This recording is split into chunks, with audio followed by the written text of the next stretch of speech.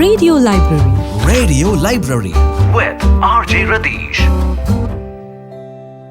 എല്ലാവർക്കും നമസ്കാരം. അങ്ങനെ റേഡിയോ മലയാളം 98.6 റേഡിയോ ലൈബ്രറിയിലേക്ക് എല്ലാ പ്രിയപ്പെട്ടവർക്കും സ്വാഗതം. നിങ്ങളുടെ കൂടെ ഞാൻ രതീഷ്. അപ്പൊ ഈ ആഴ്ച നമ്മൾ കുറച്ചധികം കവിത വിശേഷങ്ങളൊക്കെ ആയിട്ടാണ് എത്തിക്കഴിഞ്ഞിരിക്കുന്നത്. ഖത്തറിലെ MES സ്കൂളില് +2 പഠിച്ചുകൊണ്ടിരിക്കുന്ന ഒരു വിദ്യാർത്ഥിനി എഴുതിയിട്ടുള്ള കവിതയാണ് ഇന്ന് നമ്മൾ പരിചയപ്പെടാൻ പോകുന്നൊരു വലിയ പ്രത്യേകത കൂടിയുണ്ട്. അപ്പൊ നമുക്ക് സ്വാഗതം ചെയ്യാം റേഡിയോ ലൈബ്രറിയിലേക്ക്.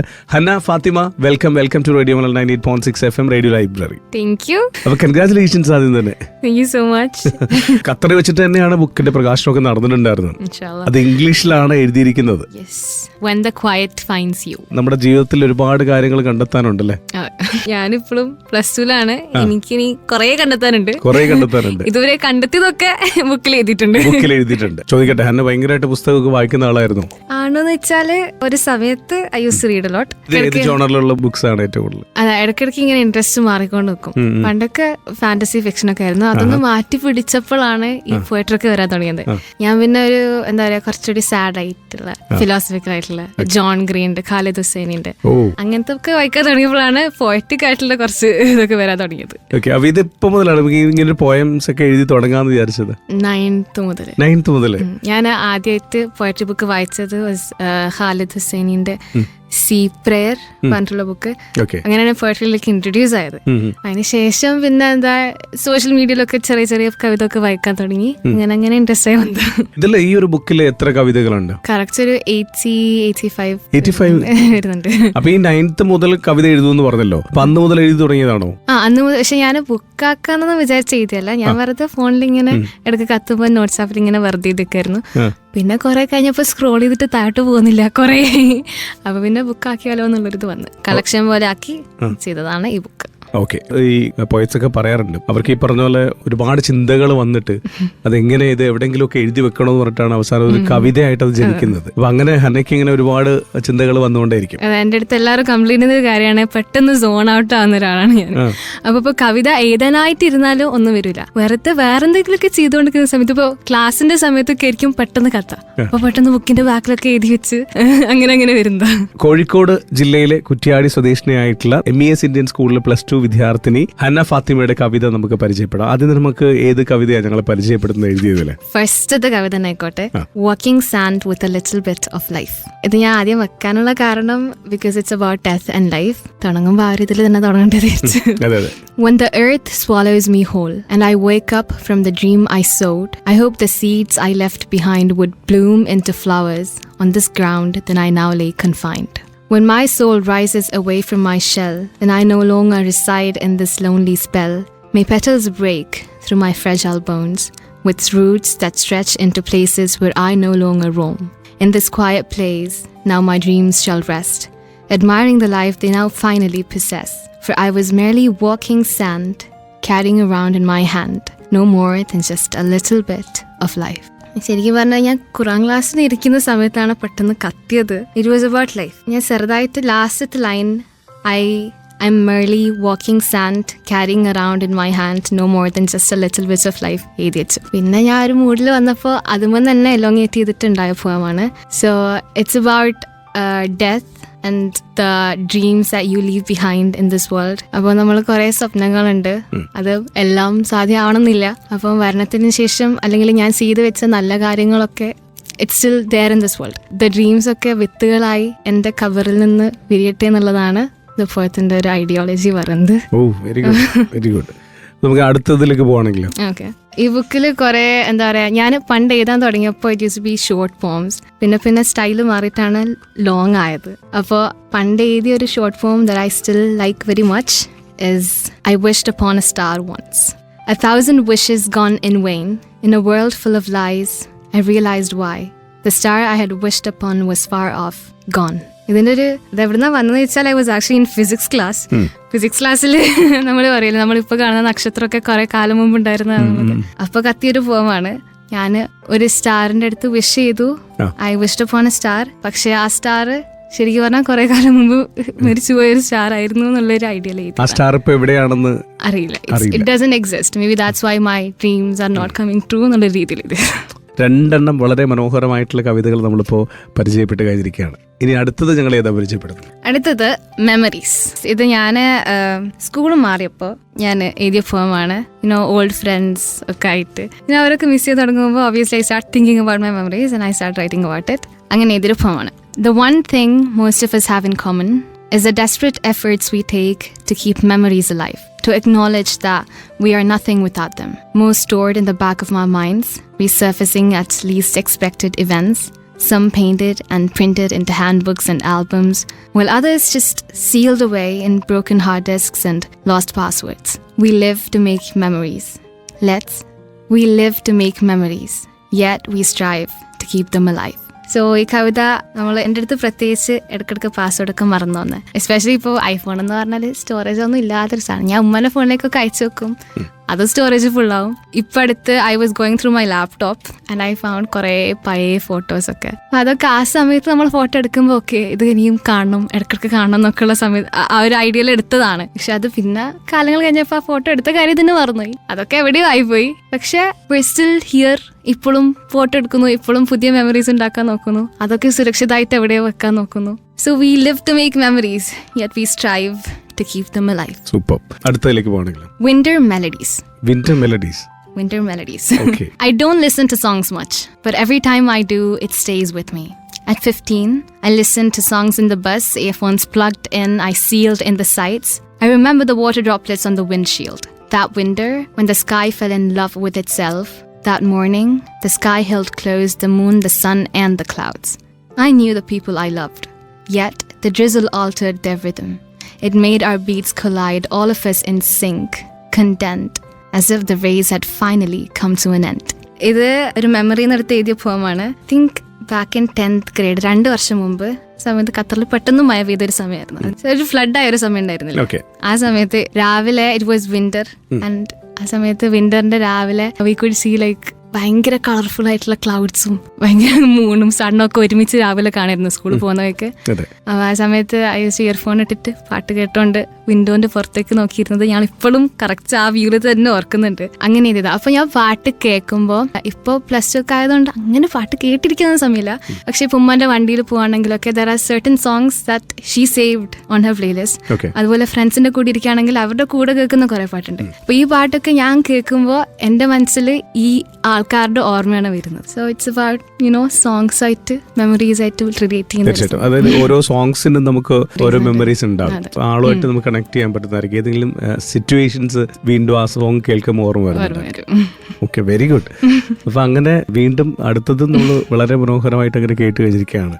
അപ്പൊ ഹനയുടെ ഓരോ കവിതകളും ഏറ്റവും മികച്ചത് തന്നെയാണ്. ഇതിൽ 80-ലധികം കവിതകളാണ് ഈ ഒരു പുസ്തകത്തിലുള്ളത്. When the quiet find you, ഇതിങ്ങനെ നമ്മൾ കേട്ടറിഞ്ഞുകൊണ്ടേയിരിക്കുകയാണ്. ഹനയുടെ അടുത്ത കവിതകളിലേക്ക് വരികയാണെങ്കിൽ, കവിത എന്ന് പറയുമ്പോൾ തന്നെ there are a lot of forms, like മൂണിനെ പറ്റിയിട്ടൊക്കെ ഉള്ള. ആൻഡ് എന്റെ പ്രീഫേസിൽ പ്രൊഫസർ മുഹമ്മദ് അലി പറയുന്നുണ്ട്, ഹനന്റെ കവിത വായിക്കുമ്പോൾ ആരും ഇല്ലാതെ ഒറ്റയ്ക്ക് ഇരുന്ന് ചന്ദ്രനെ നോക്കി എഴുതുമ്പോൾ അല്ലെങ്കിൽ ഓഷൻ നോക്കി എഴുതുന്ന പോലെയാണ് ഉള്ളത്. പക്ഷെ അങ്ങനെ ആയിരിക്കില്ല എന്ന് പറയുന്നുണ്ട്. സത്യം പറഞ്ഞാൽ അങ്ങനെ ആണ്. എന്റെ വീടിന്റെ ബാക്കിൽ തന്നെ പാർക്കുണ്ട്. അപ്പോൾ ഞാൻ ഇടയ്ക്ക് അവിടെ ഒറ്റയ്ക്ക് പോയിരുന്ന് അങ്ങനെ മൂണൊക്കെ നോക്കിയിരുന്ന് എഴുതാറുണ്ട്. അങ്ങനെ എഴുതിയൊരു പോമാണ് The Moon Won't Keep Sleeping, Will He? The moon went to sleep today. He's heard enough stories for the day to put himself into a deep, deep sleep. The moon deserves his day off. I hope he has the heart to come back brighter, like he has all these years. Perhaps one day, when he's had enough of hiding in the clouds, peeking through the mist and listening to hundreds of thousands of stories again and again and again, perhaps then the moon would choose his own peace of mind.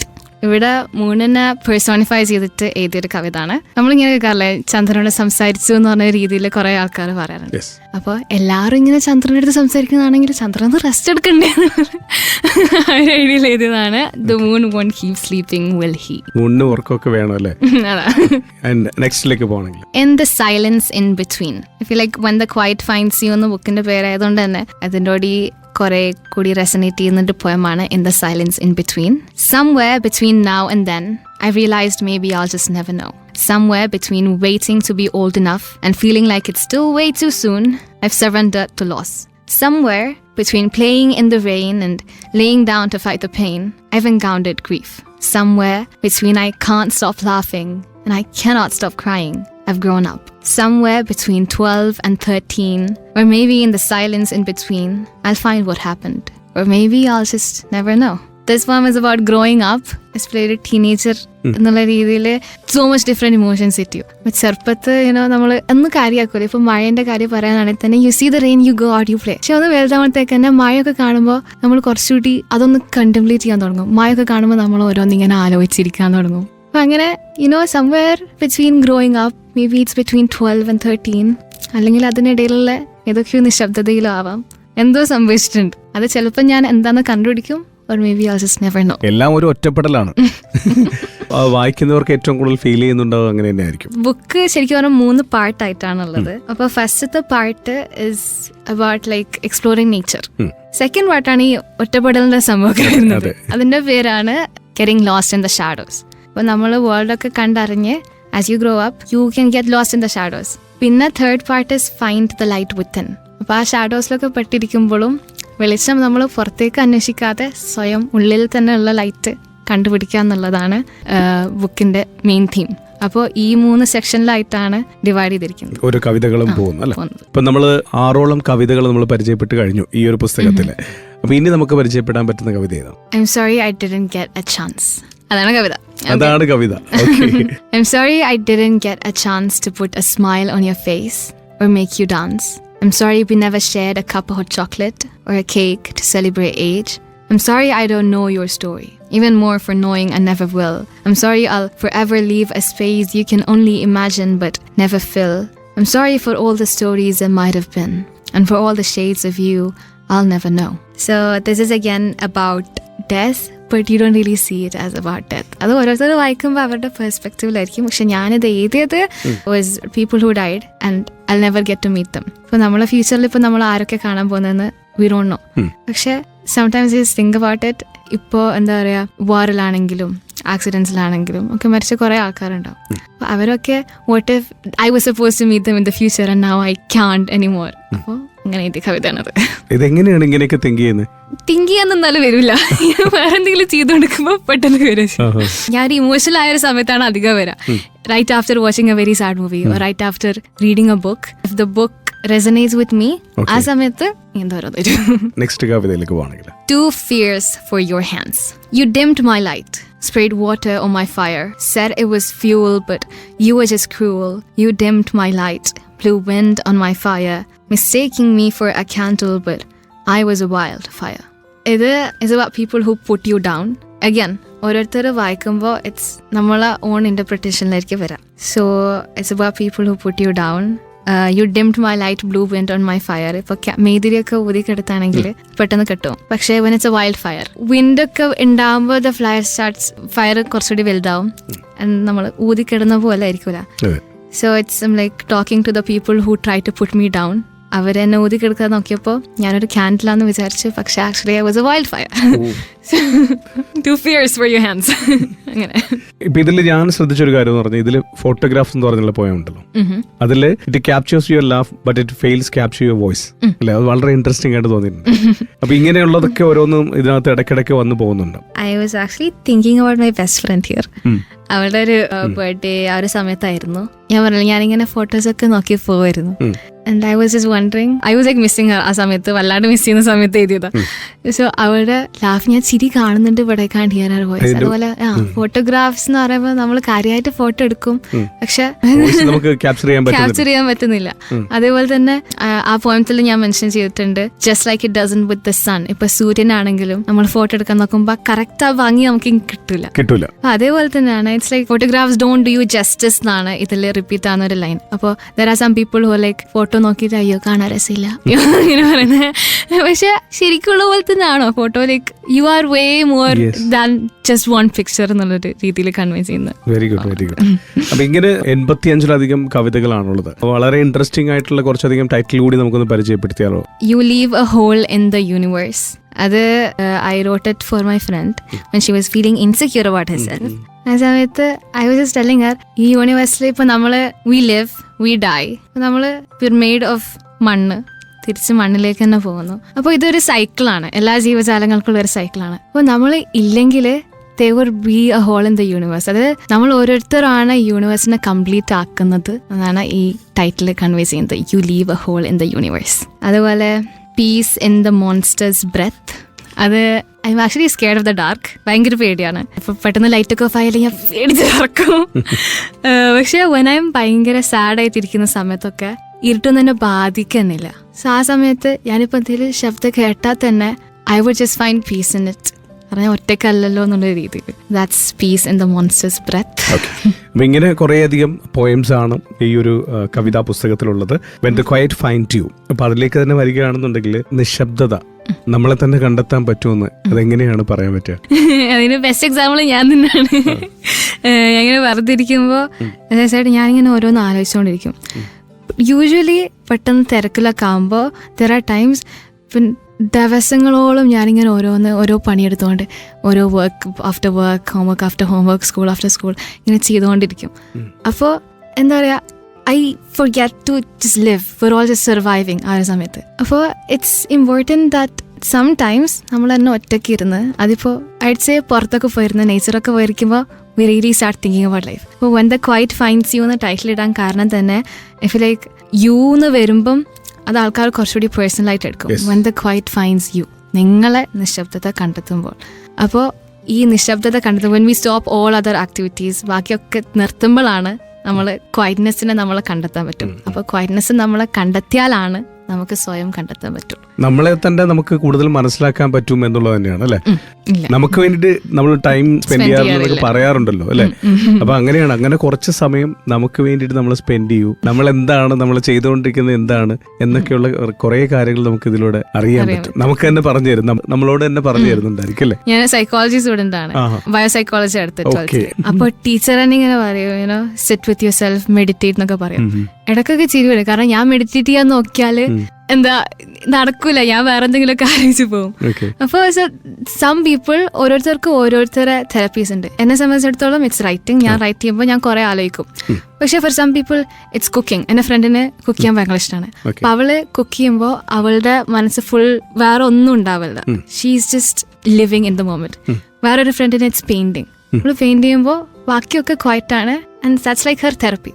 അപ്പോൾ ഓരോരുത്തർക്കും ഓരോരുത്തരെ therapies ഉണ്ട്, ഓരോരുത്തർക്കും ഓരോരുത്തരെ quiet moments ഉണ്ട്. ഈ ഒരു books ഇവിടെ ഖത്തറിൽ നിന്ന് എല്ലാവർക്കും വാങ്ങിക്കാൻ പറ്റുമോ? പ്രീ ഓർഡർ ചെയ്യാനുള്ള ലിങ്ക് ഉണ്ട്, ഓർഡർ ചെയ്യാനുള്ള ലിങ്ക്സ് ഉണ്ട്, ഡെലിവറി ഉണ്ട്, ഡയറക്റ്റ് വന്ന് വാങ്ങാൻ പറ്റും. ഇത് പബ്ലിഷ് ചെയ്തിരിക്കുന്ന ആരാണ് ഈ ബുക്ക്? ഹാർമോണിയം പബ്ലിക്കേഷൻസ്, നാട്ടിലുള്ള ഒരു പബ്ലിക്കേഷൻ ആണ്. കവർ ഡിസൈൻ ചെയ്തത് ഷഹസാദ്. ഓക്കെ, അത് എനിക്ക് എടുത്ത് പറയണമെന്ന്. കവർ വളരെ മനോഹരമായിട്ട് ഡിസൈൻ ചെയ്തിട്ടുണ്ട് അല്ലേ. വളരെ മനോഹര പെയിന്റിംഗ് ആണ്. സീഷോർ ആണത്. സീഷോർ ആണ് ഉദ്ദേശിച്ചത്. കാരണം ഞാൻ അധിക പോംസും ബീച്ചിൽ നോക്കിയിട്ടായിരുന്നു എഴുതാറ്. It was like my beginning. അധികം തുടക്കത്തിൽ അധികം poems was about the sea, the ocean. അപ്പോൾ കവർ അതിനെ പറ്റി തന്നെ ആവണമെന്ന് എനിക്ക് നിർബന്ധമായിരുന്നു. കവർ പോലെ തന്നെ ഏറ്റവും മനോഹരമാണ് ഓരോ കവിതകൾ. അത് ഈ പറഞ്ഞല്ലോ, അതിലെ ഓരോ ലൈൻസും ഓരോ വേർഡ്സും ഓരോ സെന്റൻസും നമുക്ക് കേട്ടിരിക്കാനായിട്ട് തോന്നും.